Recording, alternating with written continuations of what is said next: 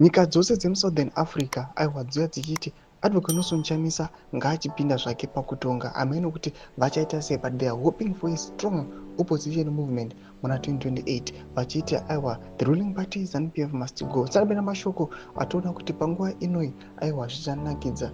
Ndobva wasubscribe ubva walaika kuti on the bell icon. Tichinzwa aiwa victory yema-elections akaitika kuNamibia neCurities Mozambique. Muzuva nhasi tinoona ma-citizens anouya achiposta Advocate Nelson Chamisa vachigadzira maposters nemaflyers vanyora vachiti Zimbabwe citizens remain hopeful that there will be a democratic breakthrough soon.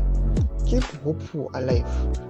Ndobva vaposta Advocate Nelson Chamisa pane picture raanyorwa richinzi tinosvika chete democracy, our fortress against the encroachments of tyranny, our clarion call in the tumultuous sea of chaos. Vanobva vaposta Nelson Chamisa kuti #God is in it. Panapa tiri kuona kuti people they are now tired aiwa neinfluence iri kuitiwa aiwa nebato rinotonga munyika yeZimbabwe. Panguva inoi tonyatsoona kuti mamwe ma-Southern African countries nema-neighbors eZimbabwe vakunyatsokuona kuti why is it maZimbabweans vachibuda munyika vachinotsvaka employment kana kunorarama kana dzimwe nzvimbo magrina pastures mune dzimwe nyika kana munyika dzavo. Vakunyatsokuona kuti aiwa you cannot live under the rule of the ruling party.